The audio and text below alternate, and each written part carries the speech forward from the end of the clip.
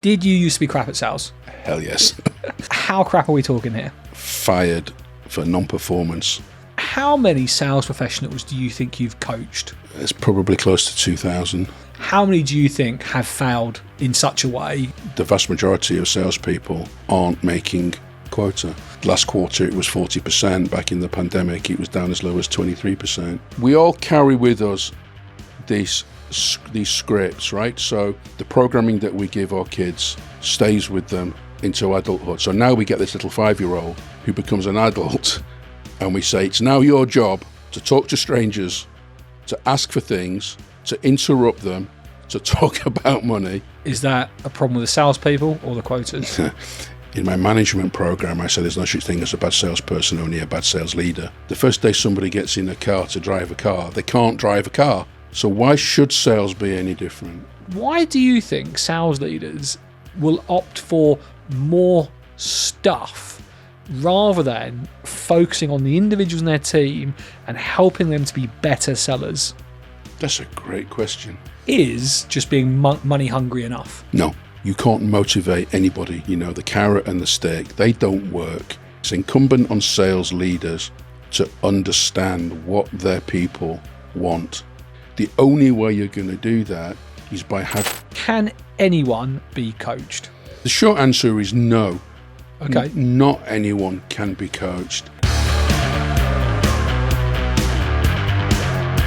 Hello, welcome to another episode of the I Used to Be Crap at Sales podcast. I'm your host, Mark Ackers, co-founder and head of sales at My Sales Coach.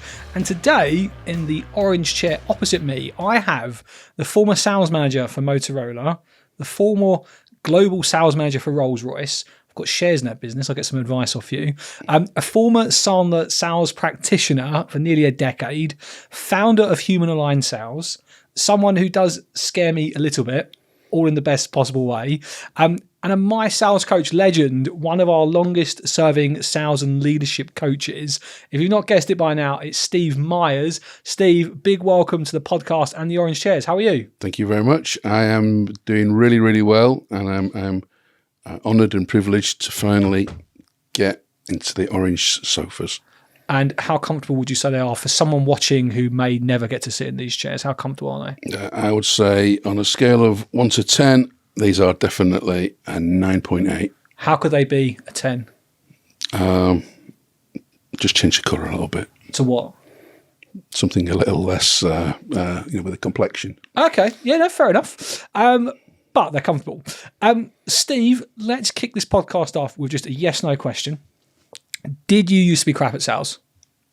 Yes. Can I say hell yes? You can say whatever you like. Hell yes. How crap are we talking here? We're talking fired for non-performance crap. Right, okay. So I'm guessing there was a specific part of your career then, that bit where you got fired that you went to. Whereabouts in your career was that? Early days. I vowed it would never happen again, and it hasn't happened since. Hasn't happened yet. Okay. Well, let's talk about your early stage of your career. So let's go back to the start. I obviously rattled off a lot of your previous experience, but not all of it. I assume not all of it's going to be on LinkedIn, right? No. So most people don't want to be in sales, right? They're in sales. They don't want to be in sales. They've fallen into it, whatever. How did you get into sales? The same way that most people did, failed all my exams and applied. No, I didn't dream as a kid of being in sales, and I don't think many people do. And I think that's a shame, and I think it's something that we as a training and coaching industry need to do something about. And I'm working with some colleges and hoping to go talk to my daughter's school shortly about that, because I do think strongly that we need to change that. Personally, I wanted to be, I trained as a photographer. I wanted to be a commercial photographer and started selling encyclopedias door to door and standing on train station forecourts to pay my way through my studies, and because I wasn't really a very good photographer. And I had a reasonable crack at that. And that actually went reasonably well. But that all disappeared when Encyclopedia Britannica got rid of their direct sales force and stopped selling expensive leather-bound books and produced the CD-ROM, which they sold direct. So I had to find something else to do. At that time, although it's very hard to see any evidence of that now, I was a competitive bodybuilder, and I got a job selling high-dosage, high-strength vitamin tablets for a company which is still trading, actually. And this was classic, old-school sales rep. Ford Escort, jacket on a hanger on the back seat, 10 physical calls a day on a log, pre-mobile phone, pre-internet. I had to post my order forms and my sales report at the end of every day, then find a phone box to phone my boss and tell him what had happened that day. And I just remember the glamour of being given a phone card so that I could bypass all the coin boxes. And that was the job that I ended up getting fired from because I was crap. Selling the supplements. So what would happen was I would go to those places that would give me a warm welcome and a cup of tea and a chat, but very little business. When you say place, do you mean like gyms or like health food shops? Health food shops. Health food shops, health food stalls in markets, right. Mostly health food shops. So just to understand, like, I mean, really interesting answer there, but I felt like I lost a little bit of my sort of awareness of where you started in sales, because you mentioned obviously selling encyclopedias. Well, I started selling encyclopedias. Right. So I definitely want to come back to the selling the supplements, but so you got a job selling encyclopedias, and that come about because, your words, you failed your exams. No, it came about because I was studying to be a photographer, right. And starving artist lifestyle didn't really appeal. I needed some money, and so I got a part-time job to pay my way through studies. But why that job though? Why not just a supermarket or a retail shop? What made you pick selling leather-bound encyclopedias? That's an interesting question. I'm not sure that I had an answer. It was in the paper. Right. I went for it. I applied and I got the job. And I think at that time, to be perfectly honest, they would take anybody that applied. I think the qualification was you had to have a pulse because the churn rate was so high. And like, obviously a lot of people listening to this, maybe younger generation, just going to struggle to fathom this. I remember, like you spoke about the CD, I remember my dad buying me Encarta 97. So I sort of feel like I know what you're talking about there. But how did it work? Did you have like an A to Z list of books that you literally had to carry around? Did you have a sample book? The process was, yes, we have a sample book. I still have it. What letter of the alphabet was it? Was it? No, it's a sample book. It's a sample volume on it. It's on my bookcase, right? And I still reference it in coaching calls. So the process was we used to stand in the forecourt at Manchester Piccadilly train station, and we invited people to enter a free draw. Would you like to enter a free draw, sir? The trick was you had to wave the card at eye level. That was the sales training that we got. Eye level, by level. Eye level, by level. Everybody who entered the competition won. Funny that. They got a educational book of their choice, which I had to pay for. But there's no such thing as a free lunch, and they had to listen to my pitch, and then they could pick a free book. And what was the pitch? To buy the complete collection? To buy the complete set, thousands of pounds. Thousands? Thousands of pounds. Thousands of pounds 35 years ago. What's that in today's money? 7-8 grand? Maybe more? Yeah, it was a lot of money. So it was a lot of money. Obviously, you're picking where you stand outside a train station. You imagine you're getting the working professional then off to work. But still, was there any tact between, like, was you looking at maybe their coat they were wearing, their bag? No. Watch? There was no. It was just anybody that, again, the But most qualification. people wouldn't have that money, not to spend on that luxury item. Well, that's an interesting point, and that actually is a valid sales point. Was it a luxury item? Was it a luxury item? Was providing the best possible education for your children a luxury item? Ooh, so it was the emotional sell. It was the emotional sell. It wasn't. I'm not particularly proud of it. It wasn't the most ethical sale in the world. It could have been. Yeah.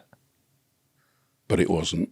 It's so funny because I remember my dad buying Encarta, making this big deal about that we got Encarta on our computers, and he would say, "Sit there, you can find anything in the world that you want." And I used to just read about like ancient Egyptians, and like I'm fascinated with them. Well, I had a set. My parents had bought me a set. 10, 11 years old. I had a set of encyclopedias, right? But they were like 20 years out of date. But I used to read them. I read them for fun. Right. Just open one at random and would read it. And I just thought it was amazing. I thought it was great. So that probably helped you then with that job because you experienced that as a kid. Maybe that helped you with the emotional side as well. Maybe. Yeah. How long did you do that job for then? About 3 years. That's a long time. Yeah. Right, okay. And I'm guessing then to do it for 3 years when you said the churn rate's really high, you were very good at that. I was okay. Yeah. And was it pure commission? Entirely pure commission. Not only was it commission, it was the old model where I had to buy my prize books. Right. How much were they? Oh, not a lot. They were just bargain basement. Right. But whatever. But I had to pay for them. I paid all my own expenses, and it was just pure direct sales. And is this how you become a bodybuilder? Because you were lugging big books around? Well, I wasn't. I was just lugging the sample volume around. Yeah, no. Just got this image of you running around Manchester with a big bag of books and like doing bench presses with them. So you're doing their job, and then you choose to move into the supplement sales because. Why? Why did you choose to leave the book sales to the supplement sales? Well, I had no choice to leave the book sales because they got rid of everybody. And the supplement sales was it was something that I knew about. It's something that I knew about.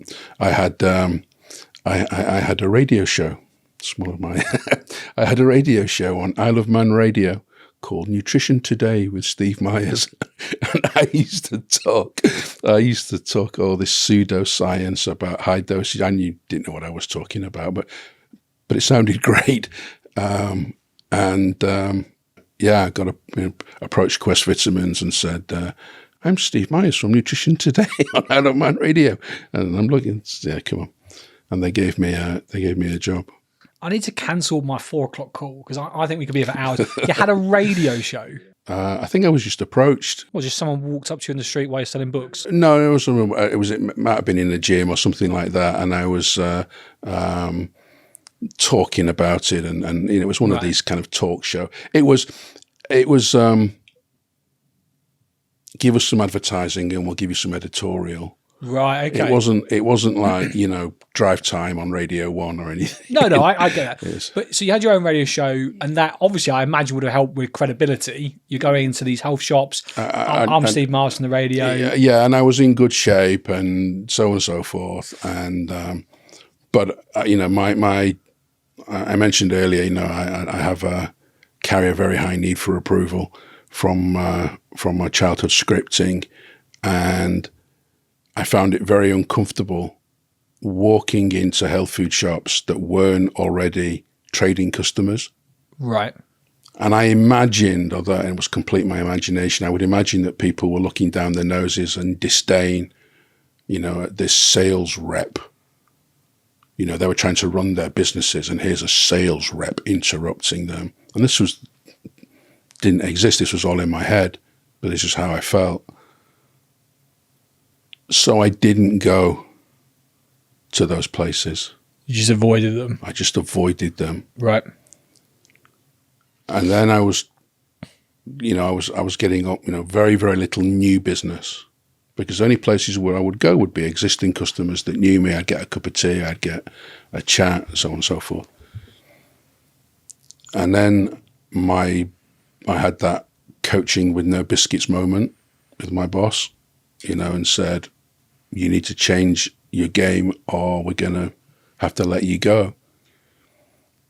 And this was kind of one of my first fundamental lessons. So knowing I was under threat, my job was under threat, knowing that if I didn't change my activities and go and see these people, I was going to lose my job, I still couldn't go. And give us some context there, right? How important was this job to you at that point? Like, have you got savings at home? I was like 20 years old or something. So you're at home? I was living at home, but I had to go tell my mum, why I wasn't going to work the next day. It was losing my job for non-performance was soul destroying. It was terrible, but it wasn't enough for me to break that scripting, which is how I learned about the power of childhood scripting. So tell us more about childhood scripting. That's a phrase that many people would Google when they hear that. What do you mean by that? So the basic premise is, in every adult, there is a copy of their experience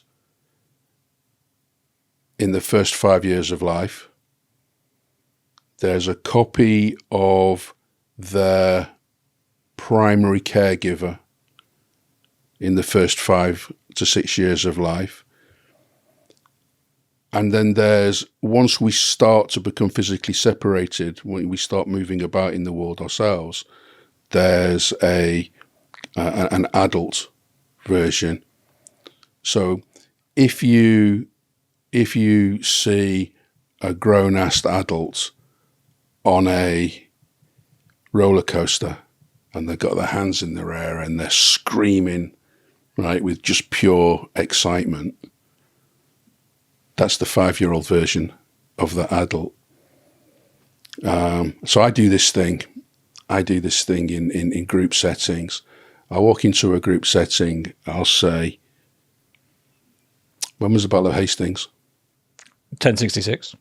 There's always somebody in that room, and I've done this with investment bankers in their 50s, 60s.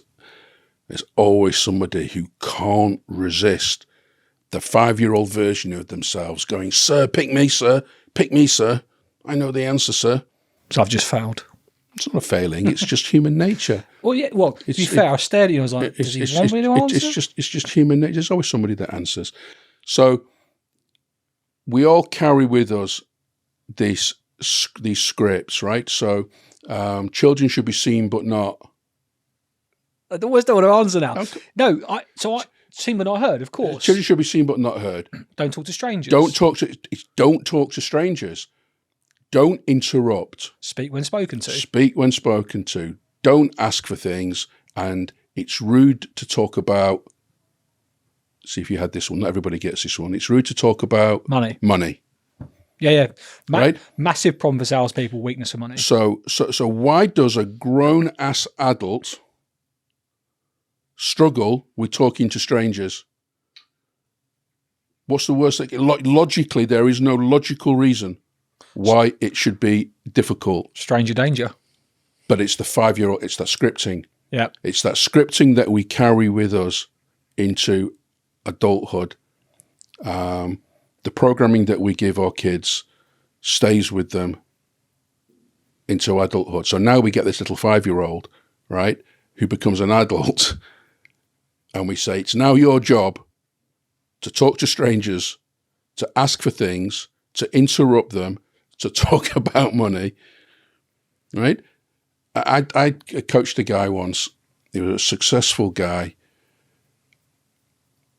40s, never had a job where he'd had to make his own cold calls before.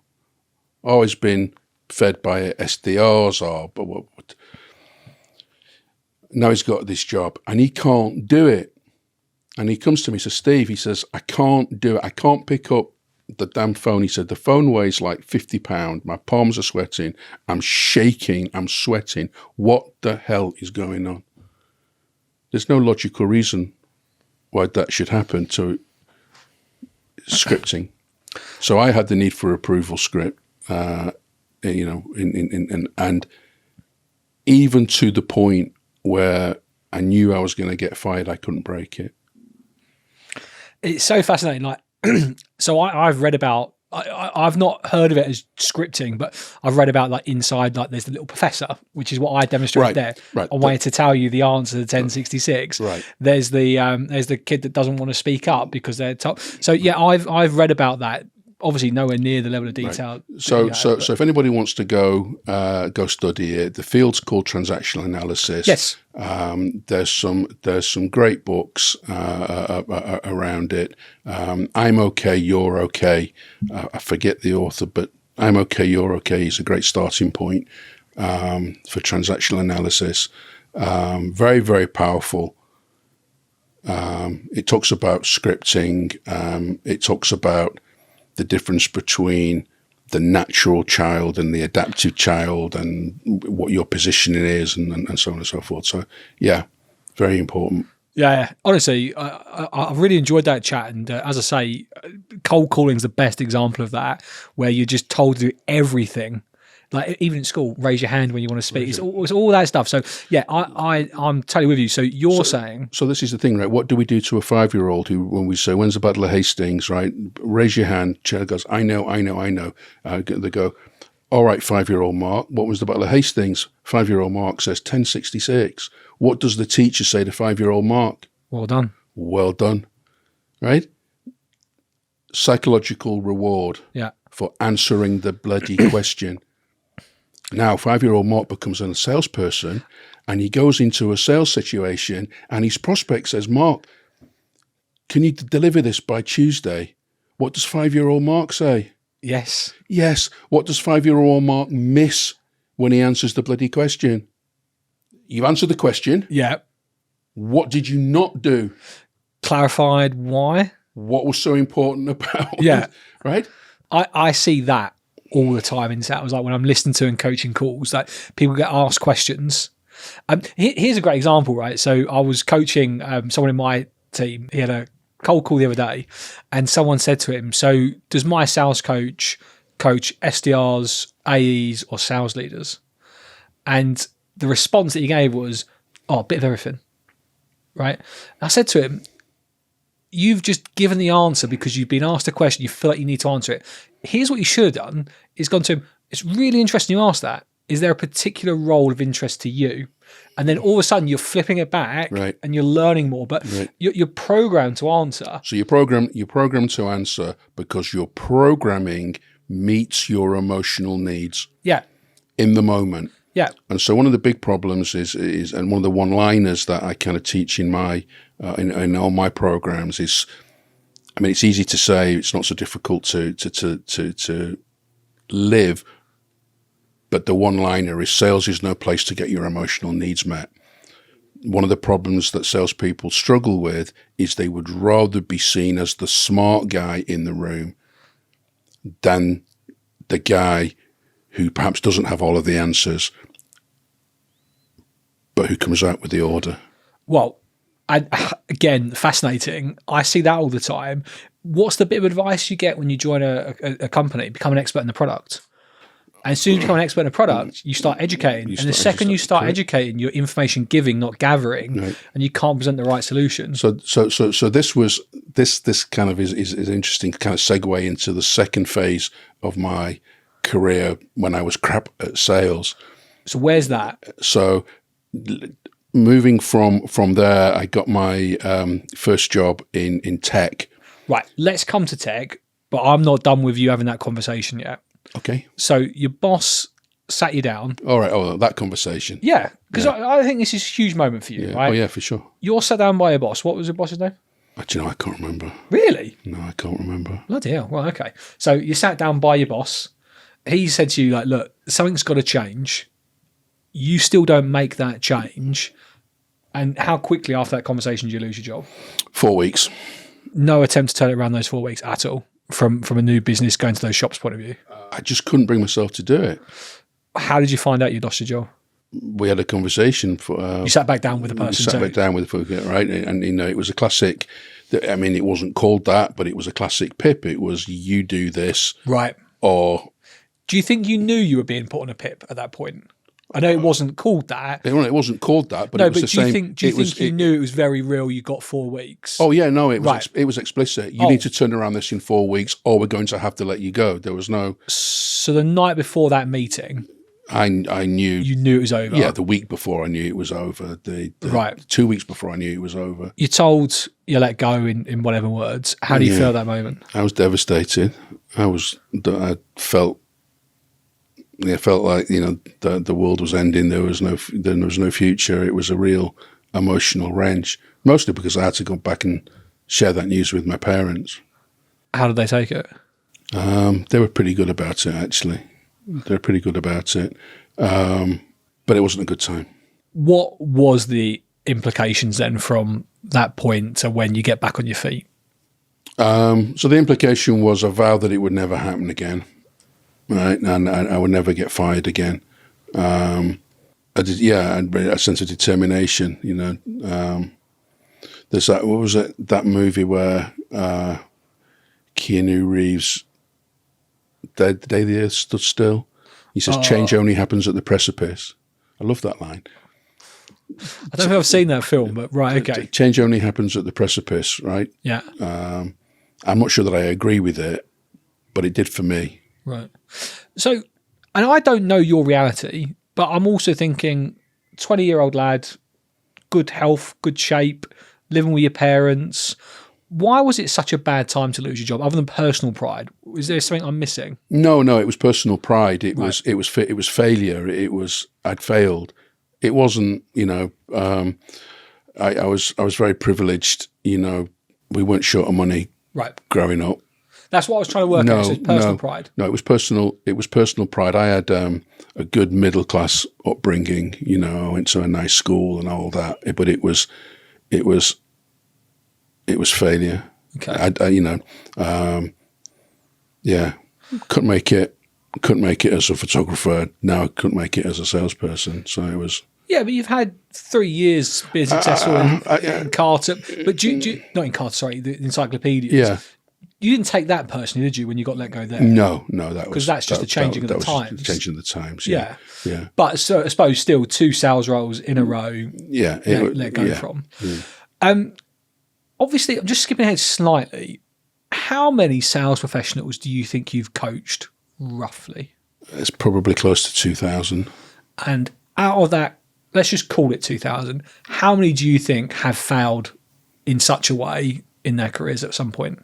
Maybe not lost their jobs, but had significant failure. What % would you put that up to? Well, but maybe it's easier to think about, what is the current percentage of new business salespeople, especially in the tech world, that are actually making quota? Yeah. Do you know the exact number? Or? Well, if you take studies from people like Bravado, who've got a reasonable sample size, it's last quarter it was 40%. Back in the pandemic, it was down as low as 23%. Yeah.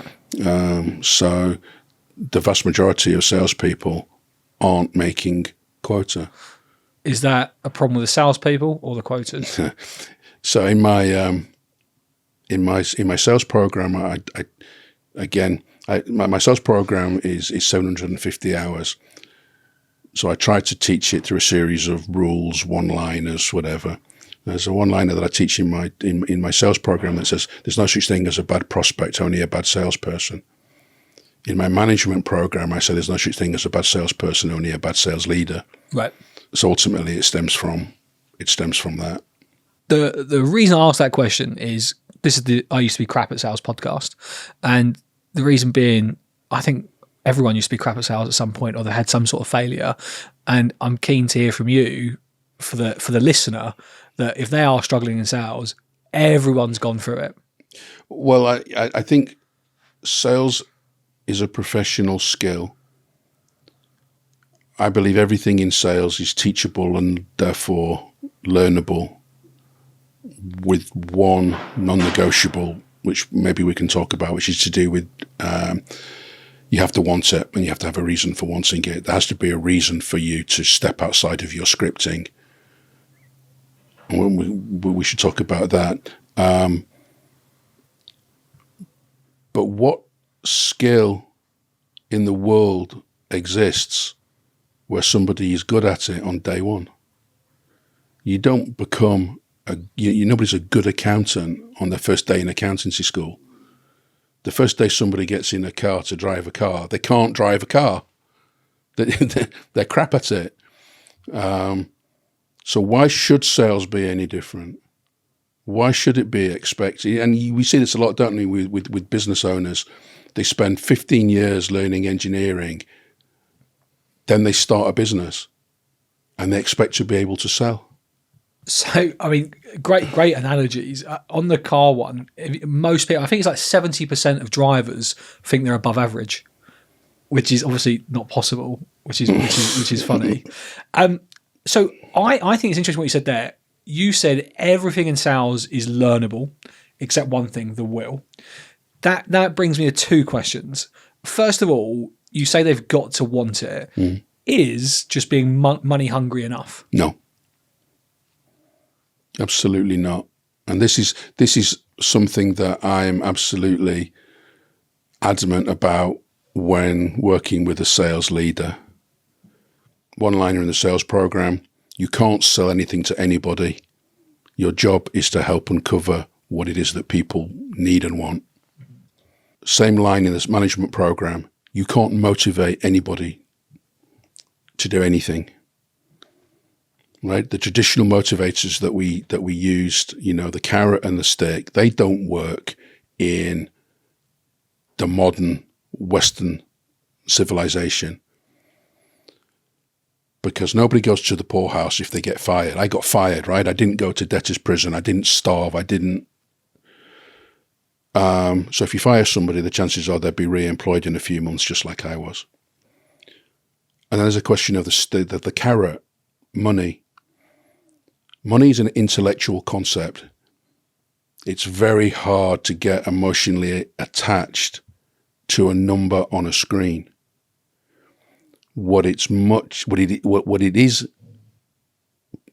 possible, likely to happen, is that you become emotionally attached to the things that money is going to provide.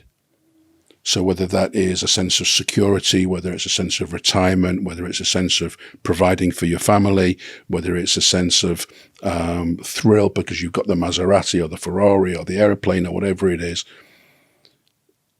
it's incumbent on sales. This is the Stevie philosophy, right? It's incumbent on sales leaders to understand what their people want.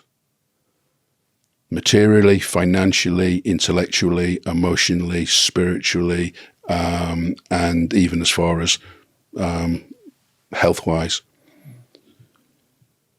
Because that's the thing that their people will get emotionally attached to. And because as human beings, we are hardwired to seek out comfort, at a cellular level.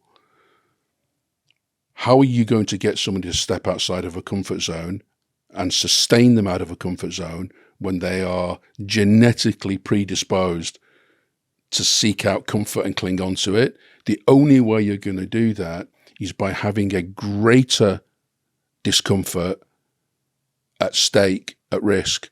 So in other words, the discomfort of not achieving your goal of providing for your family, of getting your kids into that school, of whatever it is that you are emotionally attached to, the discomfort of not achieving that outweighs the discomfort of you acting in a manner which is inconsistent with your scripting.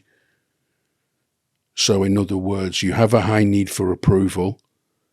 You can't break that script. It's a childhood script, right?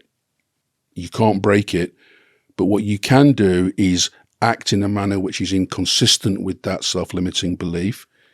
You will, by definition, be out of your comfort zone. And if you're going to be sustained out of that comfort zone, then you have to have a greater reason. So that's why It's fundamentally important. So that was a very long-winded answer to the question of, can you get motivated by money? No, you can't, but you absolutely can get motivated by what it is that individuals will do with that money. Amazing answer. We'll definitely be snipping that out and sharing that. Okay, so that leads me to our second question. You say everything else beyond the will can be taught. Direct question coming your way. How comes you've got to this stage in your career and you still have a need for approval then? Your scripting is your scripting is your scripting. Yeah. You can't break your scripting, but what you can do is recognize that scripting no longer serves your best interest. Okay. And you can act in a manner which is inconsistent with that belief. So in other words, you have a belief that says, I'm not good enough to talk to C-level people of big enterprise. There's so much BS around. Just believe in yourself. You're trying to tell people what to believe. You see this on motivational quotes. I hate motivational quotes. You're trying to tell people to believe something differently to what they believed yesterday, bearing in mind that belief might have been 10 years, 20 years, 30 years in the making. You can't change somebody's belief. What you can do is have them act in a manner which is inconsistent with that belief. Yeah. So you can provide a mechanism that says, look, I know you don't believe that you're good enough to talk to C-level people, but you're going to do it. And I'm here to coach you and support you through that. And I'm here to hold you accountable to make sure that you do that. So in that way, I still have a high need for approval, but I don't let it stand in the way of me getting what it is that I want to get. Right. That makes a lot of sense to me. And I think I can see why. I know you're seeing, so my sales coach provide these assessments that gives you a full breakdown of you against 21 key competencies. And that's how you kind of look at the reports. You've got the will, which is if they've got it or they haven't got it. You've got the DNA, which the way I describe the DNA, it's got things like need for approval. It's got adaptive bias cycle, supportive beliefs. It's kind of, can you become aware of these and grow with them?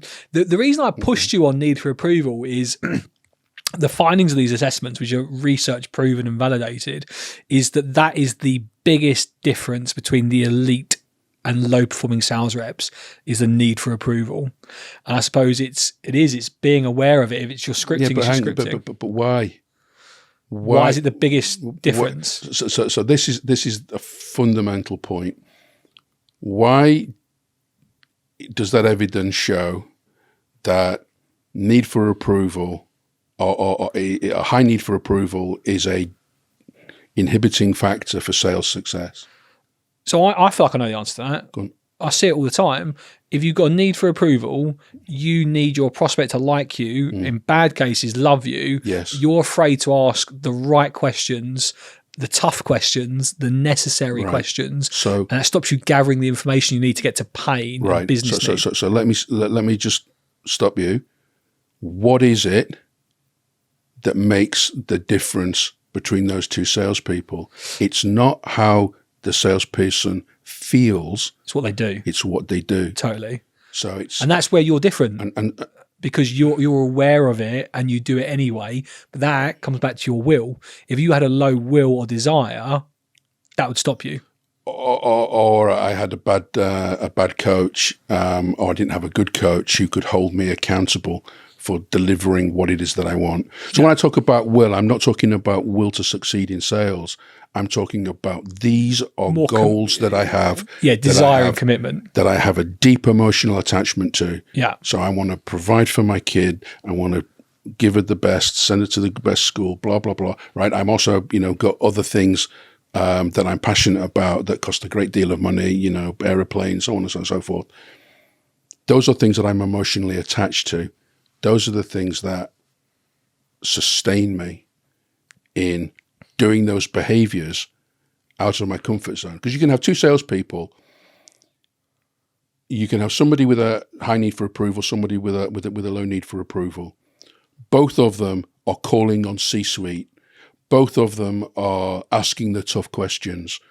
Both of them are objectively reviewing their pipelines. Both of them are eliminating happy ears, right, from their... the difference is the high need for approval person is uncomfortable as all heck. The high need for approval salesperson is uncomfortable as all heck. The low need for sales is just cruising. But they're both capable of great performance. It's just one's in a comfort zone and one isn't. Yeah. So as long as you can have a reason for stepping out of your comfort zone and have a support mechanism to sustain you there, you can achieve. This is why I have a slight problem with those assessments, particularly in pre-hire situations. Right, okay. Because they just tell you whether or not somebody's in a comfort zone. They don't tell you whether or not they're prepared to step outside it. And if they're prepared to step outside it, they could shine. Interesting. This is fascinating stuff. Let's get back on the track that we, in the best way possible, keep stumbling off. But you've lost your job. It was a bad time. I don't want to remember it. But then, just unless I misheard, it sounded like there was a couple of months between that and the next job. There was a period of time where I was looking for another job. Yeah. Sales still? You still wanted to be in sales? You hadn't been put off that? No. What happened was, I thought that, and I quite fancied a job as a computer programmer. Very different.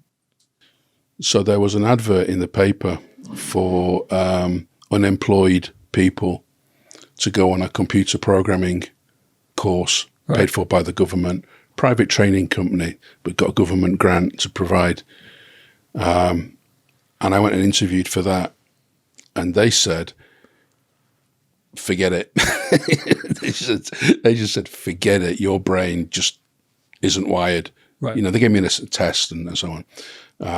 They said, but we do have this computer sales course, and given your background, right, you might like to do that. So it's like you couldn't get away from sales. It was like I couldn't get away from it. I went on this course. It was 8 weeks, and 4 weeks into the course, I got my job. And the rest is history. You've obviously never left sales. And then I sort of zipped through your career, as I say, Motorola, Rolls Royce. You obviously set up your own Sandler practitioner, founded Human Line Sales. Where would you say, when you look back now, you were at your crappiest in sales? And I'm guessing it would be different when you move to the textiles and beyond. And I think maybe let's focus from there onwards. So I think I've learned some lessons. I'm sounding incredibly formulaic, you know, it's a bit of a cliche, but I think I learned some lessons the hard way, right? So I learned a lesson about need for approval from getting fired. I found myself selling. In my first tech job was selling human resource software before it was called human resources, when it was called personnel management. Right. And I had this software product to sell called the Personnel Manager. And there was a light version called the Personnel Assistant. You know, they gave me my my portable computer, which was this big. You had to plug it in. It had a little screen on it like this big, compact. Ran on a 286 processor. Then you had to plug it into a monitor so that somebody else could see it. And I prided myself on how well I knew this software. I knew this software inside out. I could make the thing dance and sing, and I was really, really, really good at demos. And I would book demos and do demos and do demos. And when I was doing the demos to this personnel manager who had a filing cabinet full of paper records, and they saw this thing for the first time, I mean, they were literally on the edges of their seats. They were saying things like, this is amazing, this is wonderful, this is the best thing I've seen. And I would come out of that, and again, I had a mobile phone by this point. It was in the car, right? It's car phone. How big was it? So it was fitted to the car. It was permanently installed in the car. Right. Is that mobile? Yeah, well, as the car was, as long as the car was moving, you lifted the thing up like that. Oh God, my friends thought it was like James Bond. Yeah. And I went, yeah, got another one, boss. Got another one. Yeah, put it in for June.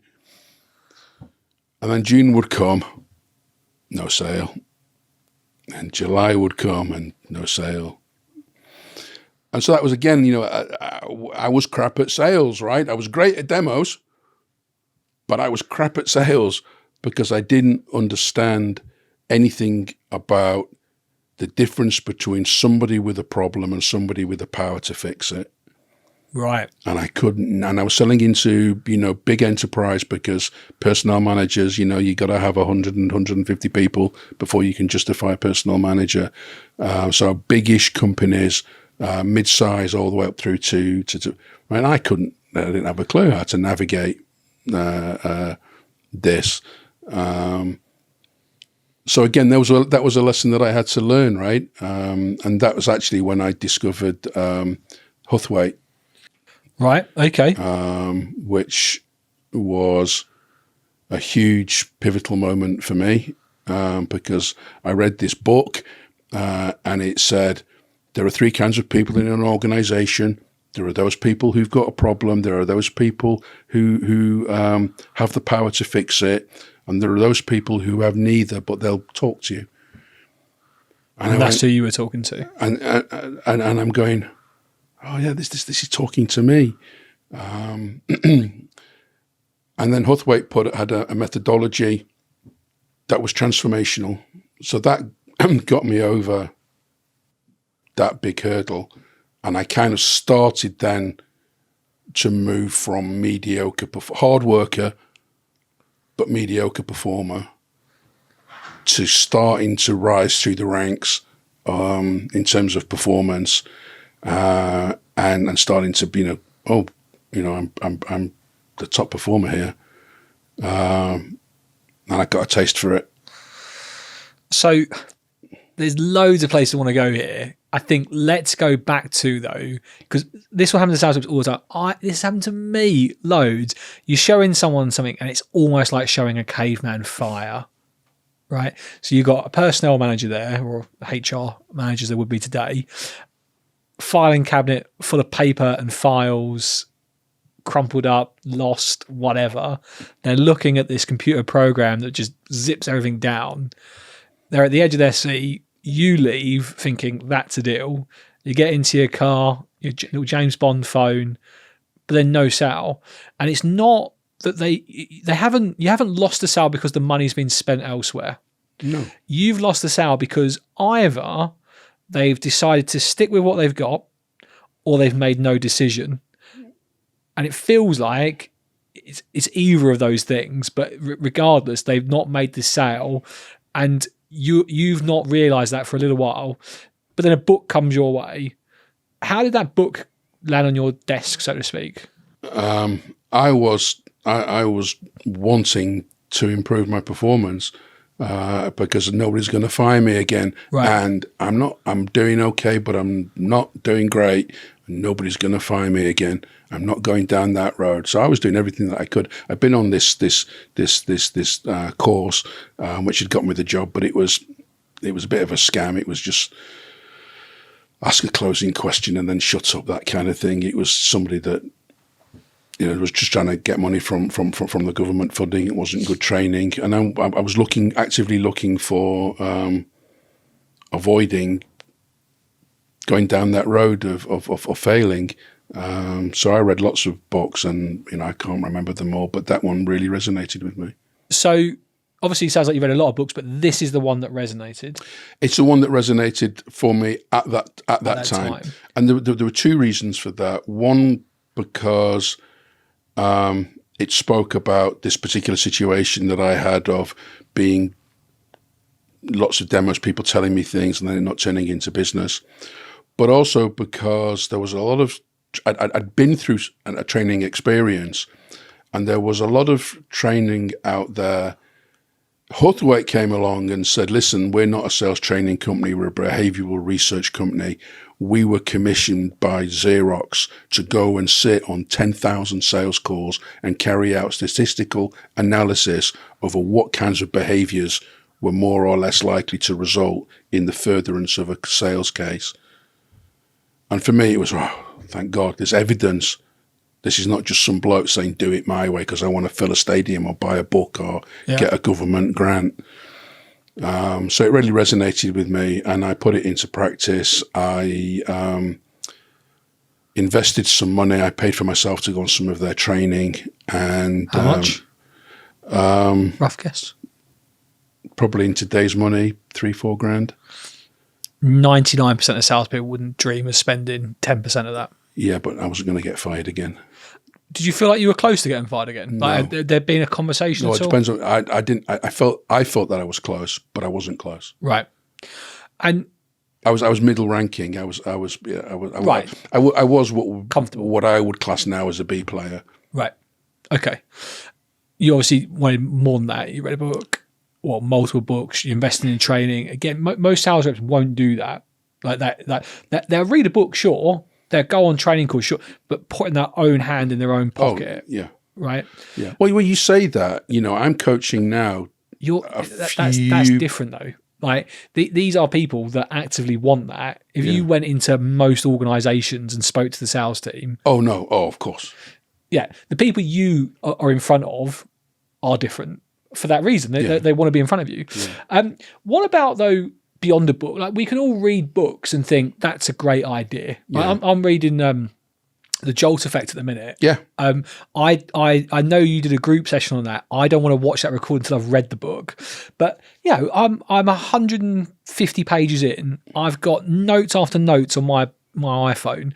Here's the thing: most people will read things, think that's a great idea, that's a great idea. I like that, but then do nothing with it because they're not accountable. Obviously, you had like a different kind of mindset. You've had this bad experience, but what about a person?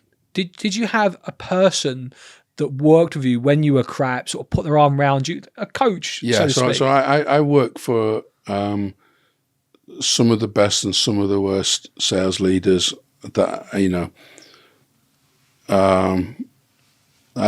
but I work for a couple of guys. What made them the best? No, at that time I didn't. At that time, it wasn't about helping. It was me. It was self. Right. The only lesson that I learned from that experience was I was in the office once at 7:30 at night, and my manager was there, and he looked at me and he said to me as we were making a cup of coffee, he says, this doesn't impress me, don't you? What, you being there late? Yeah. And I said, well, what do you mean? And I genuinely don't think I was trying to impress him, but he said, I don't care what hours you work, or I don't care that you're here at 7:00 at night. It doesn't impress me. Just Well, it's interesting that I've heard managers say, and I actually see both sides of it. I heard managers say if someone's in the office late, they're just poor at managing their time. But sales is different. Sales is different to an extent. To an extent, although post-COVID's changed that mindset as well for a lot of it has. But one of the greatest. This is kind of fast forwarding a little bit, but one of the greatest salespeople I ever met was a guy at Motorola. I was earning very good money, but his earnings were 7 figures. Right. 7 figures? Yeah. Wow. Yeah. There are people earning that today if you succeed in the right organization. But like this is how many years ago? Yeah. So, how many years ago is that? 25. Steve, to be earning 7 figures, 25. You don't even that's insane. It's a lot. But he never did any work. Seemingly, he spent 2 days a week on the golf course. Never turned up to sales meetings. So when you talk to him about that, which I did, the hours that he did work, he was so disciplined about only doing those things that got him towards the goal. Yeah. That he did far more sales than a lot of people would have done in 12 hours. You know, he could do it in 4 hours because he was like that. He was so laser focused. So again, this comes back down to the lesson. It's not the time that you spend on something, it's the frequency of the activities that you do. It's where you spend your, I say this all the time, where you spend your time will directly link to your success.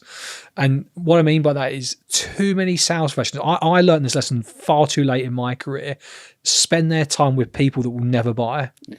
You've got to spend your time with people that want to buy. And I even just in the last year, I suppose, like since co-founding my sales coach in the last sort of 18 months, I found myself have a new level of ruthlessness.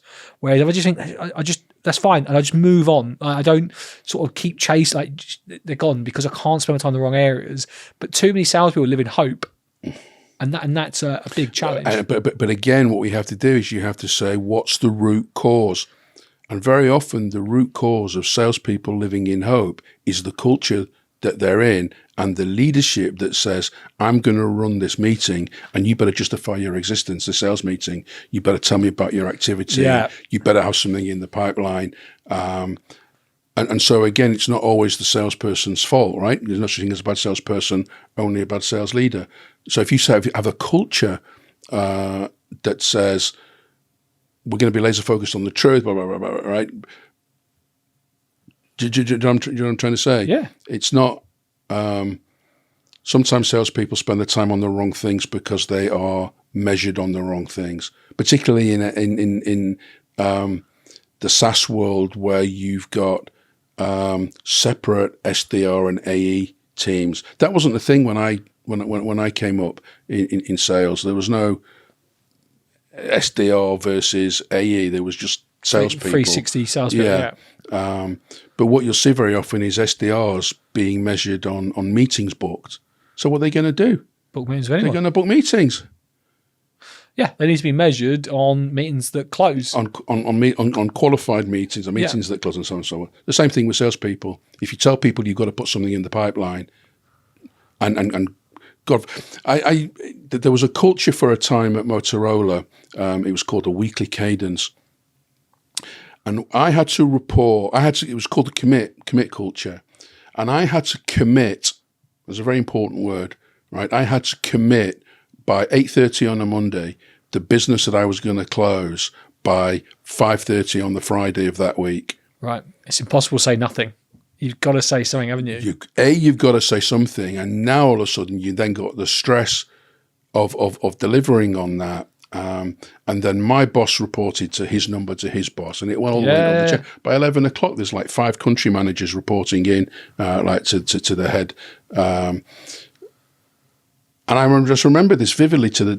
My boss coming over, putting his arm around my shoulder, saying, "I won't mention the name. Fred slipped his number. I need you to make it up. I need you." We're going to do that. How am I going to do that? Yeah. Anyway, they pulled back from that because they realised that was just burning people. Let's skip on a little bit in your career. Let's focus on you as a sales leader. Let's just go over a big question. What's the biggest mistake you've made as a sales leader? Becoming a sales leader without any training or preparation or plans. So I was approached, and I said, "Look, you're the best salesperson that we've got. Come run this team." That is a fundamental problem in sales. It is a fundamental problem. Is the top performers get promoted with no preparation how to be a good manager. Completely different skill sets. Management and execution are completely different skill sets. Okay, whilst I accept as an answer, that was a role given to you, an opportunity. That's not really like what, as a leader, what is kind of a mistake that you've made that still haunts you a little bit? I'm not sure if there was a single mistake that haunts me. I can point to lots of things that I completely cringe at. I completely cringe at disempowering or disenfranchising salespeople because I would take over in sales meetings. I just couldn't shut up. They were quite capable, but not as good as me. Is that your own ego getting in the way, or is that just absolute desire to hit the target? It's completely my lack of skill at that time as a sales leader, and not understanding what my role was as a sales leader. But you've got a number to hit. You've got a number to hit, right? You can see the car's about to crash on a sales call. How do you justify? I know that deal sunk, but Fred's got better. But Fred didn't get better. He didn't. But maybe this is such a difficult thing, isn't it? What Fred did was we created this culture of mutual dependency. Right? Mm-hmm. It was dysfunctional dependency where he was dependent on me to fix it, and I was dependent on him to need me to fix it, because that's and it was just terrible management. That happens everywhere, though. For sure. But it does, but it shouldn't, right? No, of course not. You should empower the reps to be able to have that conversation, learn from their mistakes and coach them through it and see that improvement. But as a manager, you sat there, you can see the car's going to crash. You're emotionally attacked. That's why it's helpful to have an external coach, right? If you're the internal coach and you're biased and you've got an agenda and a goal to hit, maybe your bonus, commission all relies on it, you take the wheel. Yeah, right. You snatch the wheel. But Fred doesn't learn anything. But that's the story you can tell internally. Well, we've closed that deal, rather than deal's lost, but Fred's got better because I let him crash the car. He won't do that. I see what you mean. Yeah. Yes. Yeah. But you can't do that. So I think I think industry is getting better at it. Is the industry getting better at it, or is your network getting better at it, and the people you surround yourself with? No, I think the industry is getting better at it. I think some industries are getting better at it. I'm starting to see, now who created it, I don't know, but I'm starting to see transitional training. I'm starting to see succession planning. I'm starting to say, do you know what, 12 months, 2 years from now, you're going to be a great leader. Let's equip you with the skills. Yeah. Now, we're not going to promote you now, but so I'm starting to see more of that. So I think we've got a group session coming up in this month or next month on transitioning to a leader. Yes, we run that one quite regularly, but yeah, that's right. Coming up in a couple of months. So yeah, I think we as a training industry and as a coaching industry, and I think some of the client industries that we support most are starting to see the light there a little bit. So it's interesting. We've obviously alluded to now a couple of times for someone that's listening to this that we're doing stuff. Let's talk about your role today. Tell me. Obviously, you've got others, but tell me about your role at My Sales Coach today. I have a coaching, training, and consulting business called Human Aligned Sales. Yep. That works with predominantly tech, but not just tech businesses. And I'm contracting a portion of my time to My Sales Coach, where I'm delivering pure coaching for salespeople, sales leaders across the gamut. Actually, I've got a couple of SDRs, I've got a couple of AEs, I've got sales leaders. What do you love about coaching those people? The reason that I do it, and it's certainly not for the money, but the reason that I do it is because it is immensely fulfilling to make a direct difference in somebody's life. And that's why I got into this business in the first place, right? But the difference between doing it for my sales coach as opposed to one of my day job clients is in my day, I call it my day job, but it's, do you know what I mean? In my human aligned sales clients, I'm engaged by the business. Yeah. Whereas for my sales coach, I'm not engaged by the business. I engaged, I like to think of it by the individual. So we got an email the other day, right, from a client that says, you know what, You've changed my life, right? Had another one in my inbox this morning. That's why I do it. And obviously that's really wholesome and I love that. Let me talk to you about the individuals that you are coaching. Here's a statement that I want to see where you sit with this. Can anyone and everyone be coached? This comes back down to what I said before, right? About the short answer is no. Okay. Not anyone can be coached. Anybody can be coached who wants to be coached. So I see your angle there. I sort of have this theory that anyone can be coached. They just haven't found the right coach. There's a concept called income adjustment, right? Where you are happy with your lot. Now, it can be a lot or it can be a little, right?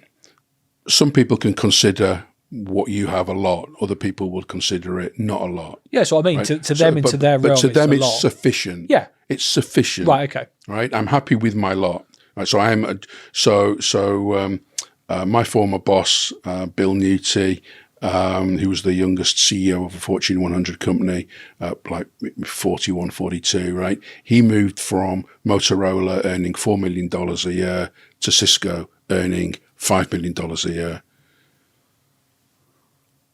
The person that's cleaned the office, and nothing wrong, I'm not, no, casting no aspersions whatsoever.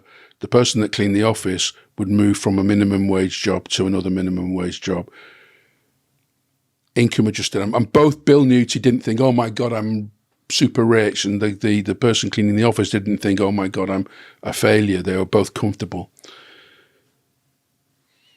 So the reason for that is, again, is human beings. We are hardwired, genetic level, to seek out a comfort. And if we find it, we're programmed to cling on to it for dear life. And there's nothing wrong with that because we're happy. If I'm happy, why would I push for more? Does that come back down to that will, that desire, that For what? determination? Well, for the things that you can go on to buy with that money and do and achieve. So if and circumstances can change. Like you might get married, then have a kid. And so if you have the goal, yeah, that's what will sustain you outside of a comfort zone. That's really what coaching is. It's an ability to be supported outside of a comfort zone, because if you're not outside of a comfort zone, there is no growth. Yeah. If you're comfortable, you're not growing. Why would you be uncomfortable if you're happy? Wise words. Let's talk about some of the things that you observe. So you've coached, again, we're putting a rough number in. Yeah, I was thinking about it. It's probably a couple of thousand people over 17 years. Okay.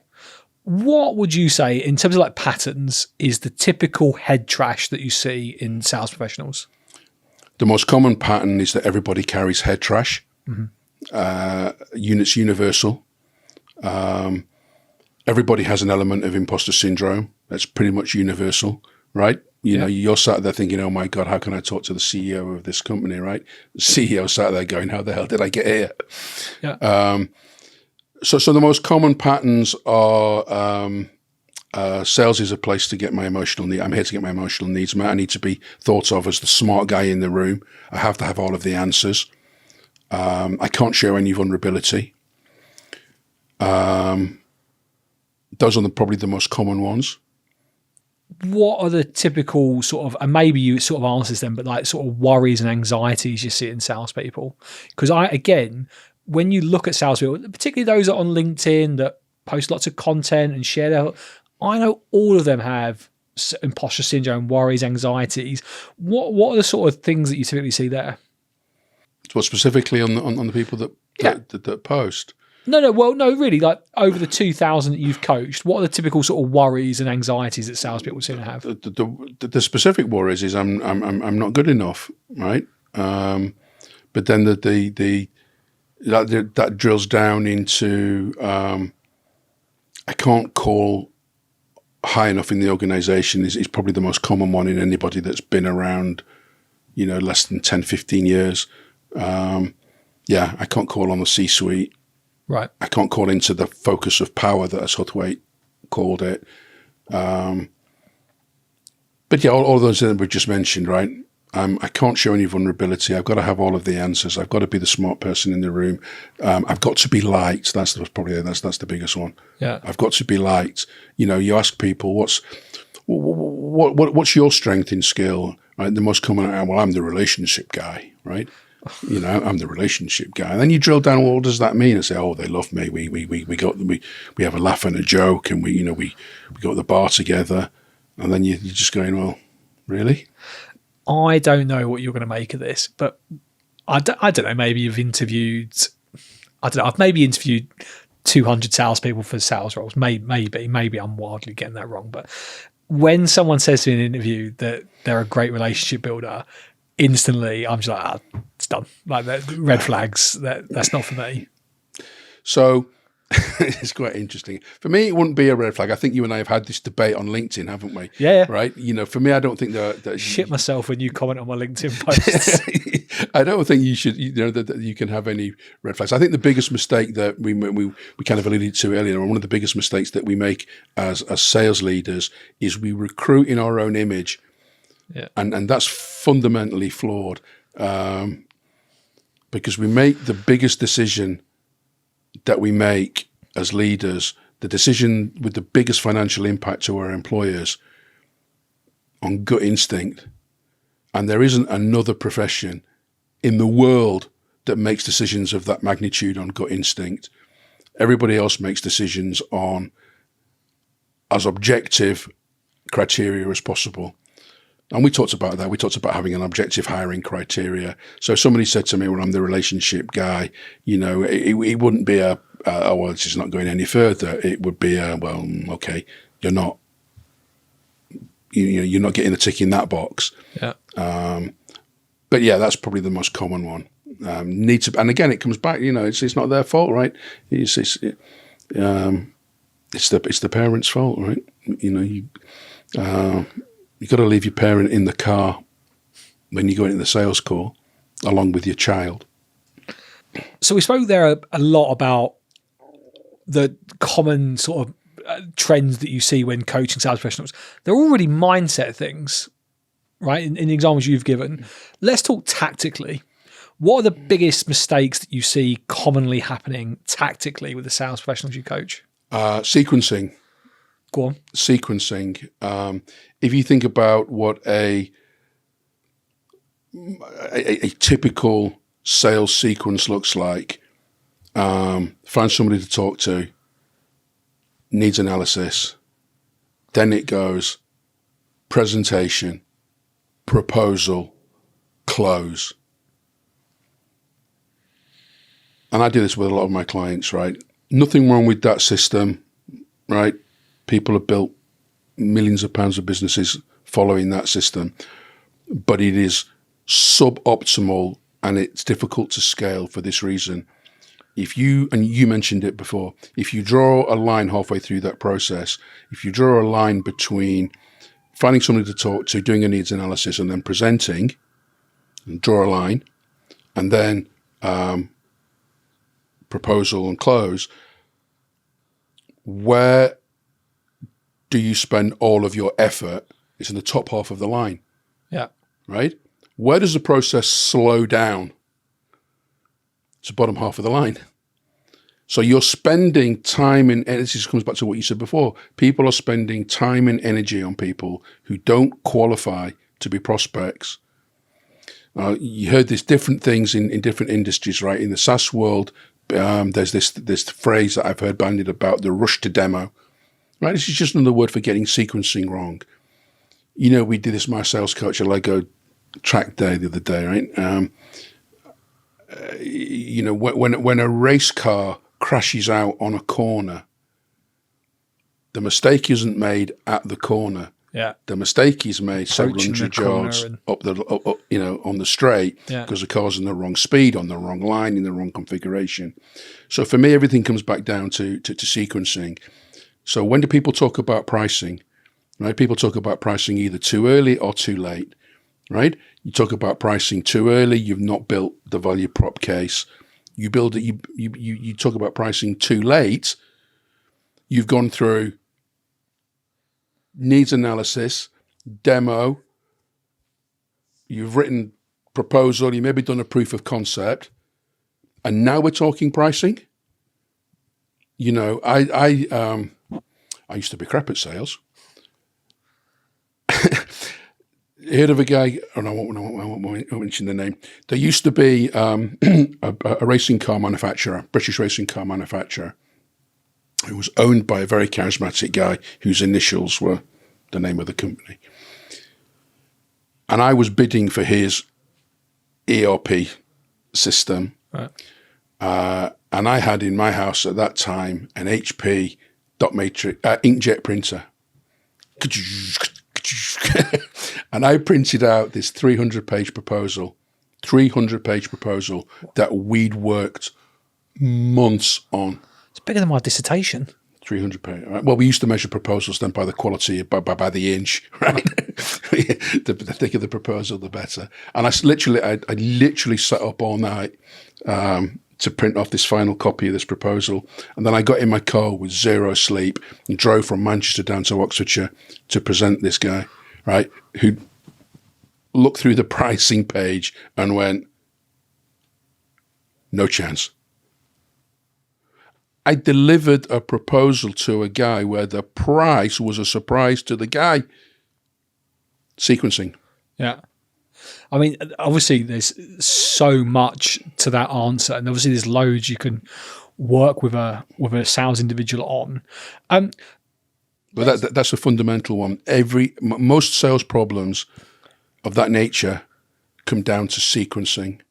Here's where I want to take this next then, because what you're saying to me is you can work with an individual, you can fix their process, but mindset, their tactics, and obviously as part of the sequence, there'll be so many parts of that, like the discovery conversation, right? You'll be able to work with them on the questions they ask, the structure, the agenda, negotiation, the demo, all that stuff. I wouldn't have a clue how many sales leaders I've spoke to over the last, in particular, 8-9 years whilst I've been in the sales coaching realm. But so many sales leaders opt for, well, they know they've got a failing sales force. They're not at target. And the answer is so obvious. Coach and develop them. But what they go for is more leads. We're going to focus on marketing. We're going to work with an outsourced telesales agency to book more appointments. We're going to buy new tech so they can send more emails. We're going to buy a data provider.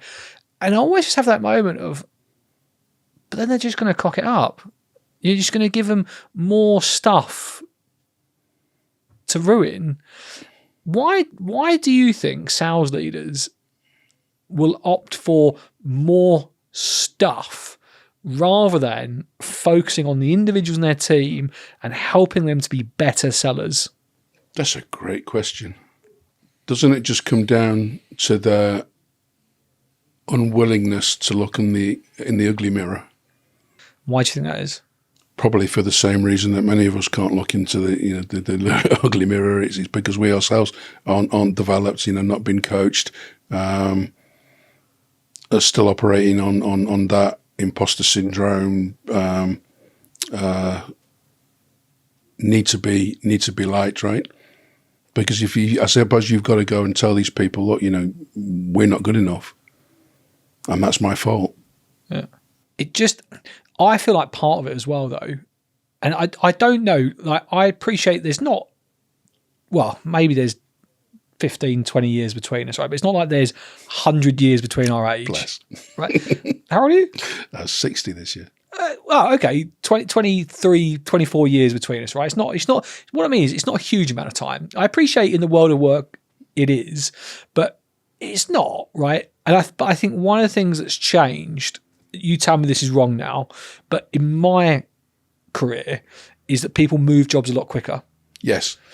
And I know my dad's generation, who's a little bit older than you, it will be, you absolutely can't quit your job within the first 3, 4, 5 years. You have to stay, you have to see it through, stick it out, etc. Yeah. And I got asked a question. I was talking at an event in London, I don't know, a couple of months ago, and I did a talk on coaching, right? It was kind of like, this is why you should be coaching your sales team, etc., etc. And someone put their hand up and they said, so if you feel like we should all be coaching and we are coaching, why aren't we getting better as a sales profession? Like, why aren't we getting better? And my answer to that was, well, most people don't give a shit, like, because they just move from job to job. And I think when you're speaking to managers, they will get a gig, they'll be there 2 years. It's not rare that I'll speak to a sales leader that's had 7 jobs in 12 years. Yeah. And I think actually the process of developing the team is such long-term results in comparison to buy a data platform that's going to give you loads of mobile numbers, buy a sequencing tool that's going to send you loads of emails, buy or sign a contract with an outsourced SDR firm because they're going to book loads of meetings. And I feel like we're constantly looking for that short fix. Coaching can have immediate impact after one session. But of course, right, you and I both know if you were to coach someone tomorrow, they get immediate value out of that first session. But I know the real value comes in the third, the fourth, the fifth, because it's that compound investment. But I suppose I'm asking you a question whilst answering it, but it always frustrates me. But that's my theory, that it's easy to go for the short term, more stuff than the longer term payback. The people that leave, the sales leaders that leave after 2 years, or the salespeople that leave after 2 years, do you think that's their choice, or do you think actually jump before you pushed? Jump before you pushed. So again, you got to look at that. You got to go, well, who can do something about that? And actually, the only person that can do something about that goes back to your point. It's the one above. It's the one above. It's the one above, right? I think that might change though. We've gone through the period, the last sort of 5-10 years of growth at all costs. That is changing now. It has to. It'd be interesting to see what the next 5+ years look like. Well, certainly, in my time in industry, if there was a red flag, right, and if you were going to do make subjective hiring decisions, a big red flag was somebody who'd done a year there and a year there and a year there and a year there. I looked at somebody's LinkedIn profile. Obviously, I won't mention the name. I looked at somebody's LinkedIn profile. They were being touted as this amazing thought leader in sales leadership, and they hadn't done more than 2 years in any organization, like ever. Yeah. And you're going, why was that? Why was that? Now, through my maybe prejudiced eyes, it was you weren't really any good as a sales leader. So it's an interesting one. But yeah, it was one of the things that we see quite often. But you'll often see this with these cycles. You'll often see it even with things like prospecting, right? Somebody do a bunch of prospecting, and then they get some business, and their prospecting will drop off because now they're doing more important things. Business proposals for people that haven't spoken about the price yet. Presentations. Yeah. And then the sales drop, and oh my God, where's my pipeline? And then they do that. So yeah, it is an interesting one. As sales leaders, I think have an interesting challenge. I think it is. I think in order to be really good at it, you have to be prepared to look in the ugly mirror. Yeah. Let's talk about looking in the ugly mirror, to use your words, so to speak. What about yourself? Do you? Oh, I look in the ugly mirror every morning. But this is why I've grown the beard, so I don't have to do it so often. Do you believe that you do enough now to continually invest in your own development? I don't believe I do enough. And I was pushing on our last coaches call for how do we as coaching panel learn from each other. Yeah. It's interesting you say that, Steve. Like, you've got a coach, you've got someone that you work with, you're always looking for more, you're reading books, etc. Right? I know you're still a student, but you still don't feel you do enough, and I think that's testament to your mindset. Talk to me about the impact that your coach has had on you and the trajectory of your career. Completely transformational. So I met my coach when I first became self-employed. Right. So I kind of stepped back from corporate, kind of like a first retirement, if you like. I'd stepped away from corporate. I was 42 years old. I'd been married for 22 years. We had a baby. Right? I'd been traveling for 10, 15 years extensively, 20 nights a month overseas, plus had a baby. That can't happen anymore. Stepped back from corporate, set up a training practice, and met a coach.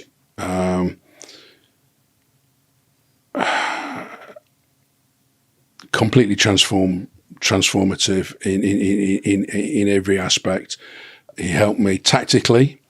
He'd ring me up every day and say, "Raised your freaking prices yet?" He didn't swear, it was against his belief, right? But he'd say, "You raised your freaking prices yet, Myers?" This was a guy who walked out on stage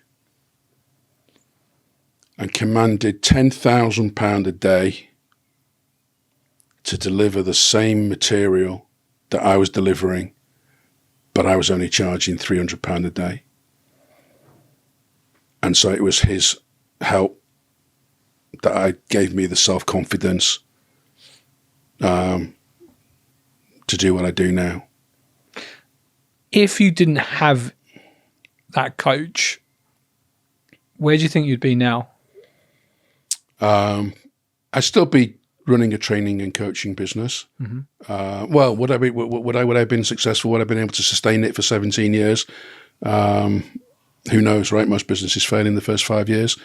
But I wouldn't be where I was in life. I wouldn't be where I was in my head, and I wouldn't be where I was financially.